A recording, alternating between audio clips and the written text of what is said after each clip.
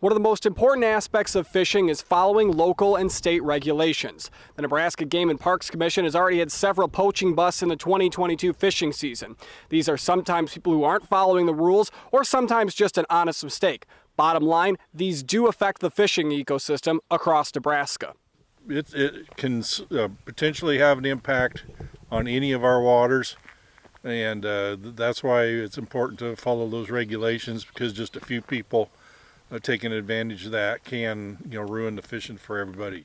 Daryl Bauer of the Nebraska Game and Parks Commission met with NCN at Olive Creek Lake in rural Lancaster County. He says Game and Parks puts a lot of time and effort into researching and managing fish populations and data so the activity can remain open to everyone. The oceans can be overfished. There's not a body of water in Nebraska that can't be overfished. So we need to be responsible for those resources.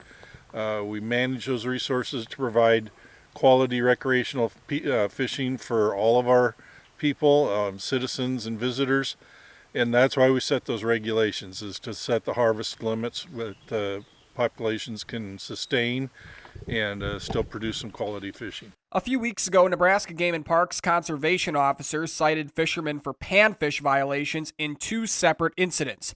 The daily bag limit in Nebraska is 15 panfish per person. One fisherman had 104, the other 106. However, not all issues are this extreme. Some are just being a few fish over the limit or keeping a fish you're not supposed to. To avoid these type of issues, Bauer suggests doing your homework before hitting the water. There's some innocent mistakes that are made, and I will admit, especially when we have different regulations for different bodies of water. But the best way to know that is to get a copy of the fishing guide. Those regulations are in there. There may be some changes from year to year, so it's a good idea to get that every year and just sit down and take a few minutes and review it and make sure you're up to date on the regulations. As we move into summer, Bauer says the fishing in Nebraska is starting to heat up.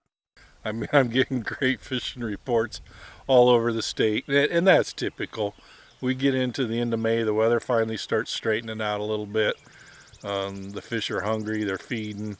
Waters are still relatively cool, so they're a little more likely to be shallow. Reporting in Lancaster County, Jake Bartecki, News Channel, Nebraska.